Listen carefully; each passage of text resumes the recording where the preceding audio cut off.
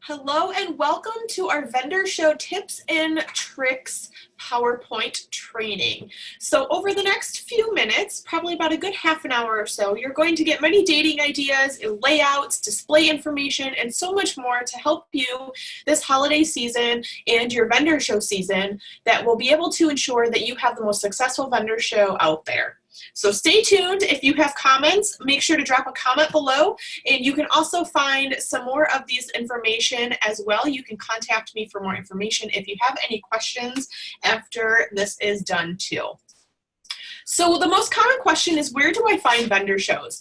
A lot of the places that I know that I find vendor shows is through Facebook, local newspapers, word of mouth, other direct selling vendors. You can also Google for local events in your area. You can just type in your zip code. I know around Rochester there is a website that you can go to and you can actually register, and you can get a monthly email with all of the vendor shows that are up and coming as well. There's also a ton of different ways that you can find out about shows. You can utilize the Facebook Marketplace and all of the vendor show groups as well. So I just want to make mention too that you're not allowed to be in a storefront location, a flea market, or garage sale type event or pages for posting on Facebook, out in the open. Anything that's longer than a 2-day festival, I do believe you might want to check with Tupperware on the logistics of that as well, just to make sure that you're not going to overstep our policies for these types of shows. So if you do a local search, so if you go on Facebook, a lot of times what you can do is a local search right on Facebook and just type in vendor show in New York, or vendor show Western New York, or vendor show South Carolina. And what will happen is that will actually bring up a ton of different groups that you can join to find vendor shows in your area. That's a lot of times where I utilize the most findings of my vendor shows. And then usually what happens is I do them repeatedly or annually every single year. So I usually go back to the same vendor shows. So once you start to get into that nice little groove, you'll find out that you'll be invited back to the same shows every year, which will give you that more established basis too. And then other direct selling vendors, you always want to talk to the other vendors as well, because they work their business a little different than how we work our business, because everybody's different. What works for some might not work for others, and vice versa. So you always want to touch base with them too to find out about new shows. Make friends. That's what this business is all about. So what information should I find beforehand once the event is booked? So you obviously want to find out the cost and the setup fee. Now, me personally, I don't do any shows unless it's a 2-day festival. I don't do any shows that are over $40. Like $40 is my max budget for a 1-day show. And usually the $40 shows, I'm either outdoors or I'm bringing a raffle basket to, anything like that. So to me, that's the highest that I would like to pay, because again, you don't want to be in a lot of money. You want to go to make money at these shows as well too. So with the 2-day festivals, my cap is usually $60. I really don't do any of the expos, bridal shows, anything like that. I've tried them in the past. They're so expensive. I mean, you're usually going to pay over $100 for a booth, and then the return on it, you don't get as much out of it as you put into it a lot of times. So just be cautious of that if that's the type of show that you're looking into as well. Your advertising. Your advertising is going to be key when it comes to a successful vendor show. So I know this relies a lot on the organization, the person in charge of it. That is what our vendor fees should go for a lot of times, is our advertising, unless it's a nonprofit organization. Sometimes you can come across those free shows. They are a few far in between, but they are still out there. So advertising is a huge deal. So if you come across a show where they rely on you and all of the vendors to do all of their advertising for them, just kind of be aware of that, because usually the attendance isn't the best. Sometimes you have that rare occasion, but just kind of be aware of that factor as well too. Make sure that you're the only representative for Tupperware there, because you don't want to be in competition with somebody that's either on the same team as you and the same company as you, in the same brand is you. So you don't want to have that competition because it's not going to be fair to either one of you guys. So make sure that you're always asking if there's already a Tupperware representative there. Your setup hours. Now, generally, some of this is generally in the applications already, but sometimes it's not specified. So make sure you find out when you can set up, when you can tear down. Some organizations have specific tear down times. You can't tear down beforehand. You can't tear down after, early, anything like that. Your space size is also going to be key. So whether it's an outdoor space, an indoor space, sometimes you get a 6-foot table, sometimes you get an 8-foot table, sometimes your space is butt right up to the other one. So really be conscious about your space size too, because that's going to kind of gear how your display is going to be too.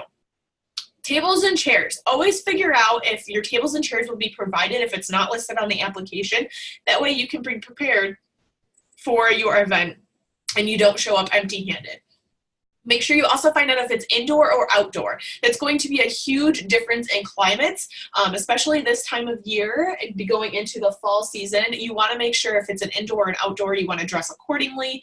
I usually ask them if there's heat or air conditioning, depending on what room I'm in. I always pack extra things in my vehicle in case if I get cold or if I get hot, I can always put layers on and take layers off too. Always ask if there's going to be food available for purchase. I can't tell you guys how many vendor shows I did when I first started out doing shows that I would never pack a lunch and I would go hungry the entire day because there was nothing available for purchase for the vendors. So be sure to always pack a lunch just in case. You can leave it in your car, you can bring it with you, you never know. So just always be prepared with this too. Ask them if this is their first show that they've done or if they've had it every year. So usually, again, it will say on the application if it's like the 3rd year running or annual show, anything like that. But if it's their first show, you want to be a part of that first show experience. So you want to make it the best show that they can have. So that way it does come back every single year. If there's a raffle item. So a lot of times donations will be accepted for raffle items. Now guys, you don't have to make an extravagant raffle basket. I usually cap mine out at about $25 to $30 for a raffle item. So that way you're not giving more than what you're actually going to make, but it's still going to benefit the cause and the purpose of the raffle item as well. Make sure in your raffle item you have a nice little theme to your basket. That's personally what I do. So like you could do like a little pasta set. You can do like a baking set with a bowl and some utensils. Always make sure your catalogs with your information is on there, as well as any hosting information, recruiting information, the sales, anything like that. I toss a little bit of everything in there so they have just a little bit of every information. Also, if you have an assigned space or if it's a first come, first serve. So usually if it's an assigned space, they don't put you next to a similar vendor, but if it's a free-for-all, you can just come and set up wherever you want. I usually tend to get there a little earlier. I like to be the first vendor there because then you kind of have the pick of the litter with tables. Generally, I pick one closest to the door people are going to be walking in and out of because you're going to be the first vendor that they see and you're going to be the last vendor that they see as they leave too. So it's going to make a big impression and it's going to give you that kind of extra edge that the other vendors won't have. So once you're in, how do you know what to pack? So now everybody does shows a little different. This is just what I tend to use. So show what you have. You don't have to overload your tables, which you guys will see in a couple more slides from here. So show what you guys have. I personally bring a lot of my personal products so I can show the wear, the tear, the longevity, and the durability of my products, and I can incorporate that when I'm talking to people when they're asking me about why is Tupperware so expensive and what kind of warranties do we offer. So I tend to bring a lot of my personal products as well to show. Sometimes less is more, guys. You don't want to have a cluttered table where people are just going to be like, oh my gosh, I'm getting a headache just looking at your display, which you guys will see some representations of it in a couple of slides too. So lead slips for parties and customer contacts. Always make sure that you have lead slips. I will be reposting a link to in our files on our team page that you can go back and click and you can open and print for your lead slips. Your table door prizes as well. I usually generally do a $10 to $15 door prize table. You can make up a nice little set of our dating gifts. You can do anything that you'd earned. You don't need to spend a ton of money on a door prize for your table. The main purpose of doing that door prize is to really generate those new customer leads, whether they want to date parties, whether they want to recruit, anything like that. So that's really the focus of that door prize, is to help you with that too. Around the holidays, sometimes I use lights, balloons, I do a themed table display. It really helps draw people into the table, so you want to have that nice focal point on your table. So if you have we'll use this for an example. So if you have a black tablecloth and a ton of colored products, it is going to pop so much more than if you have a colorful tablecloth with colorful products. So just keep that in mind when you're visually looking at your table display. Set it up a couple of days beforehand and see what you like, see what you don't like.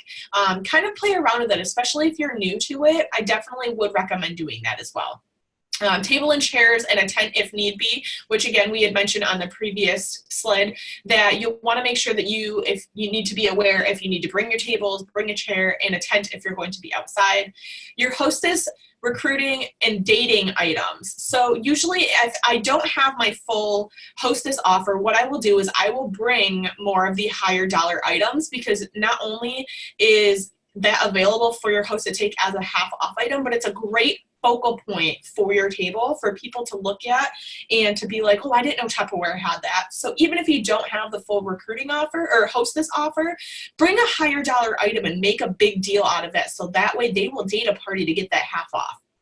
Recruiting offers. If you even have just one piece of our Say Yes offer or part of our kit, I always display my kit. I bring the entire kit with me, and I usually will bring one piece of my Say Yes offer if that's what I have. Your signage, you always want to make sure that you have signs displaying things too. So I do really encourage that. Any dating items. So dating items, what I mean by that, so if you have spin a wheel and pick a prize, or roll the dice, or you can do any fun vendor show game to date new parties at your show. I happen to do the pick a prize out of a basket, and usually I will bring my dating basket with me and they can pick a prize when they date their show. Make sure you bring order forms, any achievement awards that you've gotten. So when you step up to manager, or if you achieve an accomplishment, if you earn a trip, make sure that you show those awards. That's going to show that you are a great success in your business and you're excited about what you do. You love what you do, and you get great recognition for it as well. Signs for display, as you guys will see in a couple slides with some of the pictures that I'm going to post. Any signs for your door prize, what types of payments that you have, any of our recruiting information, our hostess information. Kind of make it what you want, but don't overwhelm with signage. So that's kind of like, you'll have a fine line between that, which you'll kind of see in a couple of posts too. Make sure you have pens and ordering gifts. So ordering gifts, all I usually do is I either bring smidgets, keychains, or citrus peelers with me, and if they place an order with me that day, then they get an order, or they get that free gift with their order. And obviously you want to bring a garbage bag, because the garbage bags are always hard to find, especially if you're at the show by yourself. Then you don't have to leave your table all the time unless you have to go to the bathroom, but you always have a garbage bag handy too. So just some tips on displays. So as you guys can see on the right-hand side over here, these are just two of my displays that I have done. And so these were actually back-to-back on dating shows. And so what you want to do is you want to display with a purpose. So I want you guys to kind of ask yourself these questions when you look at these table displays. So question number one, what do you expect to gain from doing a vendor show? Do you want to date more parties? Do you want to welcome in new recruits? Do you want to take orders? What is your purpose that you want to be displaying on your vendor show table? Question number two, what do you see in this display? Do you see a lot of cluttered mess? Do you see a not cleanly display? Do you see things just kind of thrown all over the table, or are they nice and organized? So think about how you're visually going to show your displays as well, because that's going to be much more attractive to the eye when you're talking about your displays too. Question number three, do you see the opportunity for new parties and new recruits? So now on here, I have my Micro Pro grill on the pressure cooker and a piece of cookware on the right-hand side of the screen. I've also got some Ultra Pro pieces. There's also the full entire kit on there as well. So what types of opportunity for new parties and recruits do you see? So make that kind of a focal point as well. I know I just mentioned about if I don't have the hostess item, I tend to put the higher end value products on the table to talk about too. So question number 4, how do these displays make you feel? Do they make you feel stressed out? Do they make you feel anxiety? Does it make you feel inviting and, oh my gosh, I love these products? How does it make you feel? So as you're writing these questions down, and I want you to really answer them and think to yourself about this when you are doing your own vendor show display too. So setting up a display with a purpose at every show can help lead you to grow your business. So like I said before, everybody works their business differently. So this is just what I have found that personally works the best for me and makes my shows so successful. Now, I personally don't ever do cash and carry except for maybe 1 or 2 events at a year that I've done annually that I know a couple of people will want some cash and carry at.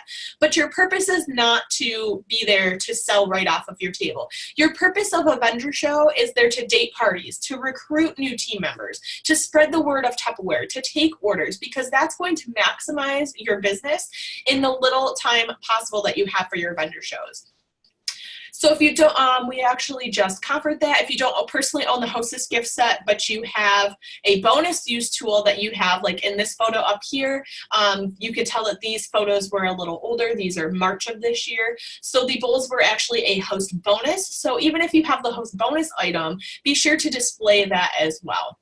The second photo of my display was before I had the bowls. So I showcased the Cookware MicroPro Grill Ultra Pro pressure cooker as my Hostess popular half off and free items that they could take with a qualifying show.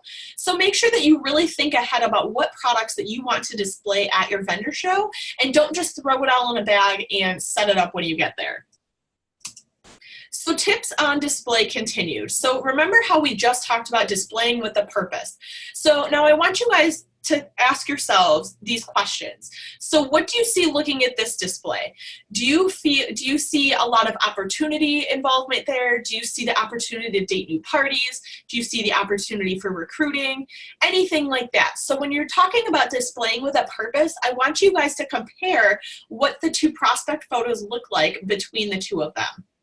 So question number 2, which is, do you see the opportunity for new parties and new recruits? Do you see any signage? Do you see any opportunity for door prize slips? Anywhere to contact leads, get lead slips from? Anything like that. So the next question is, question number 3 is, how does this display make you feel? Does this display make you feel cluttered? Does it make you have anxiety? Is it something that you would want to be approached at? So how does this display make you feel versus the previous slide? So I want you guys to kind of ask yourselves that as you're packing stuff for your vendor shows. How much are you packing? How much time is being spent setting up and taking down? So remember that you are your brand, you guys. So people watch you walk in with all of our Tupperware products, and usually I bring, for a vendor show, I bring anywhere between 3 to 4 bags. That's it. Now, as you guys can see here on this display here, they might spend hours setting up this display. That is crazy to me. So I see numerous vendors make multiple trips for 2 hours or more just to bring the product in and have it not even set up on time by the time the show even starts. So I want you guys to think about that too. People are watching you bring your items into the show. If they are seeing you bring things into the show and they're like, oh man, I wish I had that amount of trips. I wish I could only take 1 trip and have all my bags carried in. People actively think about that in their head. So I want you guys to think about that too when you're thinking about what you're going to pack and bring to your vendor shows. So remember to think outside the box. You guys are your logo, okay? So we just talked about this too. You guys are your logo. Make sure you're dressing a little professional. You can do a business casual. If it's outdoor, you can do a little bit dressed down more. So make sure that you're doing this too. So I want you to ask yourself, which would you choose? 2 trips and 4 bags, or 20 trips with a cart and people helping you carry in and carry out to set up? Which appeals to you more? I know what I would pick, the 2 trips and 4 bags. That's what I would pick. So just note too, if you do choose to do cash and carry items, make sure you're following the correct guidelines set by Tupperware to do so. So there are guidelines in place that is, you cannot sell any current item in the catalog for more than catalog price. So just be aware that that is in there as well. Definitely research on the different guidelines to do that. So just make mention of that too. So comments. Now these are just some fun tips that I can give you guys to make a show so successful. Remember to have fun. Guys, it's only plastic bowls. And remember what Julie always talks about is our 6 feet of energy surrounding you. Your excitement for Tupperware and the products will sell themselves. If you are 6 feet away from a vendor and you have a vendor on each side of you, when you're excited about a product, your other vendors and peers are going to be able to attract, or they're going to be able to sense that you have energy and you love selling Tupperware. And it's not just about selling Tupperware, it's about what the products and the brands stand for and how they help you on your everyday life too. Your product knowledge. Don't feel like you need to know every little thing you need to know when you set up at a show. It's okay, guys. People are going to understand that you're new, that you don't know everything. It's totally fine. People are a lot more understanding than you think. So here's a tip too. If somebody asks you a question and you don't know, have them fill out a lead slip or a door prize slip and write the question down and tell them you aren't sure, but you can find out and get back to you. People love great customer service, and it's bonus points for you, because then when you call them and follow up with their question, they might even place an order with you. They might host a party for you. You never know what could happen from that phone call. Remember, not every consultant, manager, director, and so on works on their business the same way. What works for me or what works for you may not work for the next person as well. Make it your own. Have fun with it. Own your business and your logo. It's the biggest tool you have. You are your personal brand to your business. So carry that with you and always remember that too. If you are going into a show and you're miserable and you're sloppy and you're messing up and you're doing everything and you're making a lot of commotion, people are going to pick up on that. So just kind of beware of that when you're doing these too. Even at parties, make sure that you're giving off that good vibe. Get in your party mode. Woo woo. If you feel afterward the event was very smoothly run, nice vendors and organizers, please be sure to thank the organizers. It is such a great gesture that they hardly ever get. As someone who organizes shows, it is so nice to hear from the vendors what you liked or what we could improve on. Now, me personally, I have organized vendor shows before, which is why I felt I needed to put this in here. So organizations hardly ever get thanked by the vendors. They come and they leave. That's it. So really, if you enjoyed the show, give the organizers the credit that they are due for it. There's a lot of work that goes on behind the scenes to put shows on that people don't normally see. Also, always print out 2 copies of your registrations, one to mail in and one to keep for your records. If there's no application, make sure at least to get a receipt for your table for your records. That way, when tax season comes around, you have that record that you can claim it on your taxes too. So if you're watching this video in replay, you can still comment below and ask questions, make comments, etc. And I'm here to help you better your business with you. You can also contact me directly if you have any questions. So again, thank you for joining me for this fun training. I hope this training and tips helped you out with some of these fun vendor shows ideas, and I can't wait to see photos and all the success of your vendor shows to come.